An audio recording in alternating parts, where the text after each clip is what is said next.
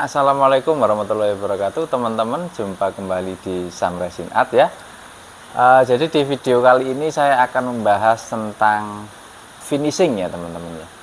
Finishing dengan metode poles.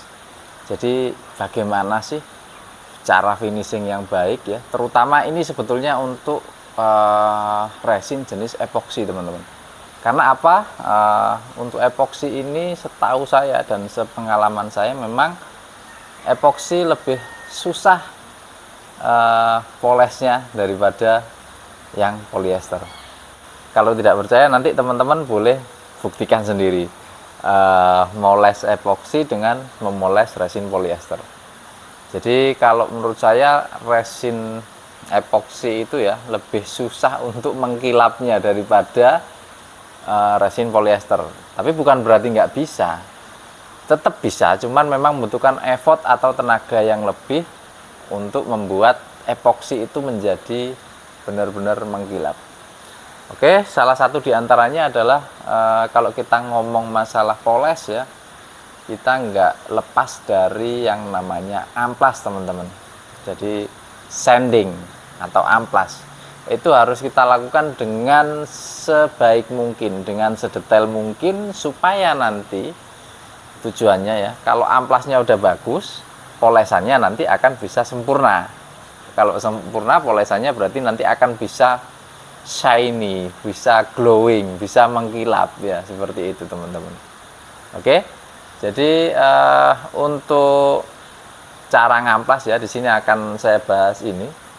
Jadi untuk ngamplas resin epoksi ya, memang saya sarankan memang harus bertahap, apapun itu, termasuk polyester atau epoksi atau mungkin ngamplas lainnya ya, yang clear seperti itu. Kalau kita mau amplas poles itu memang amplasnya harus bertahap, jangan sampai loncat-loncat grade-nya, itu yang penting pertama. Jadi itu yang penting teman-teman.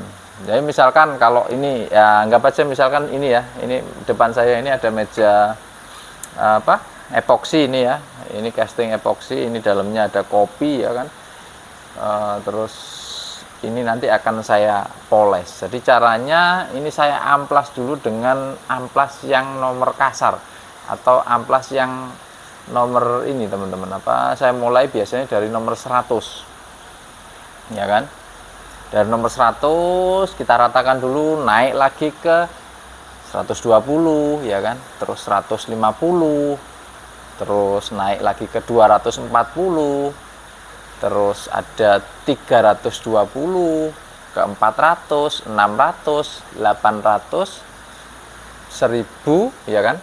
Nah, masalahnya di sini kalau selama ini untuk amplas ukuran mulai 80 sampai ke 800 itu memang banyak ya, saya kira ada juga ditemukan kita bisa cari di toko online untuk amplasnya ya. Biasa saya pakai Mirka ya. Kalau amplasnya sendiri saya pakai yang model kayak gini teman-teman, ini amplas orbital sander namanya. Jadi kertas amplasnya itu yang bolong-bolong sini. Oke, itu bisa ditemukan di toko online. Kalau teman-teman minta rekomendasi untuk merek yang bagus, saya biasa memakai produknya Mirka ya. Produknya Mirka ada ya, sebentar saya ambilkan. Oke, jadi seperti ini kebetulan saya masih ada dosnya ya, seperti ini ya teman-teman ya. Ini Mirka. Untuk amplasnya macam-macam sih ini. Ini ada yang warna kuning ini. Ini bisa digunakan untuk kayu, untuk besi bisa. Biasanya kalau yang warna merah itu kebanyakan untuk kayu. Kalau yang kuning ini bisa untuk besi, untuk kayu, untuk resin seperti ini juga bisa. Ada lagi satu itu ada yang Abranet ya.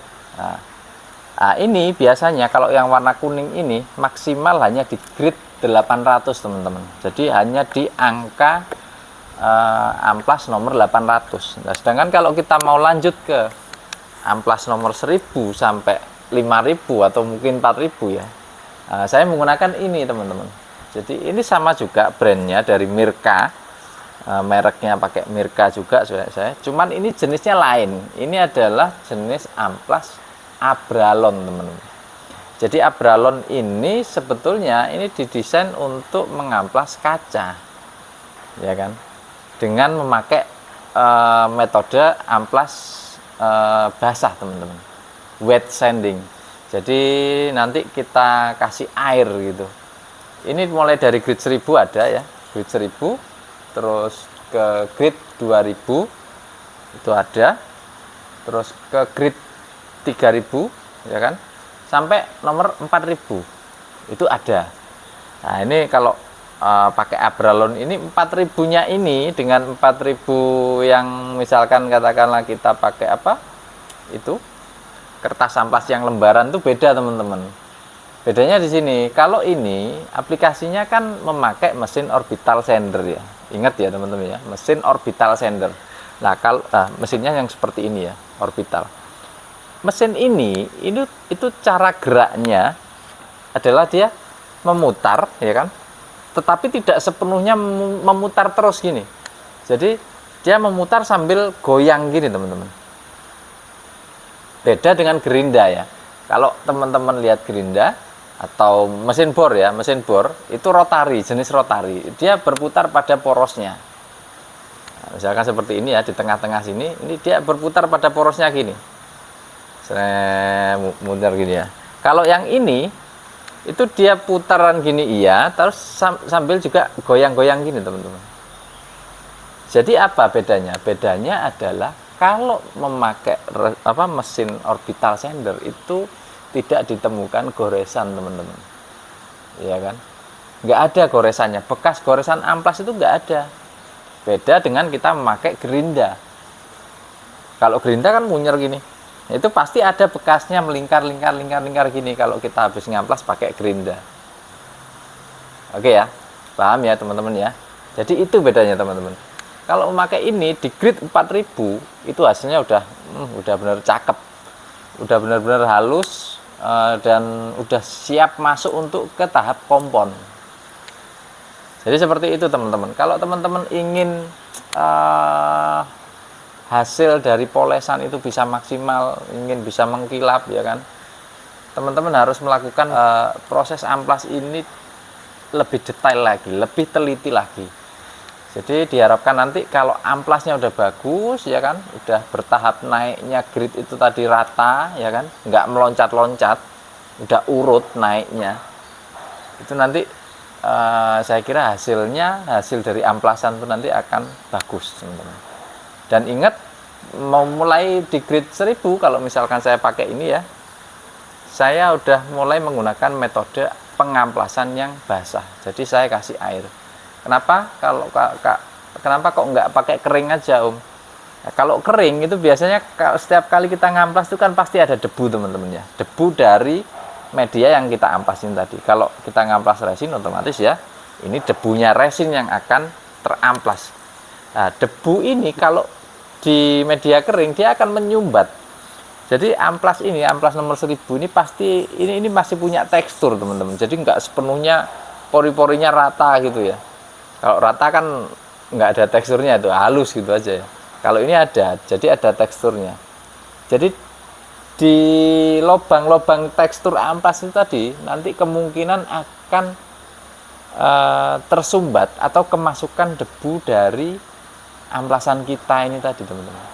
Otomatis kalau ini tersumbat di sini, ya nanti hasilnya tidak bisa maksimal. Jadi daya kikis dari amplas ini itu tidak bisa maksimal seperti yang kita inginkan. Jadi seperti itu ya alasannya kalau kita mengamplas dengan media basah, teman-teman. Oke, kalau ini sudah selesai sampai grid 4000 ya kan, itu amplasannya udah benar-benar bagus. Nah, nanti udah siap langsung masuk ke tahap poles atau tahap kompon.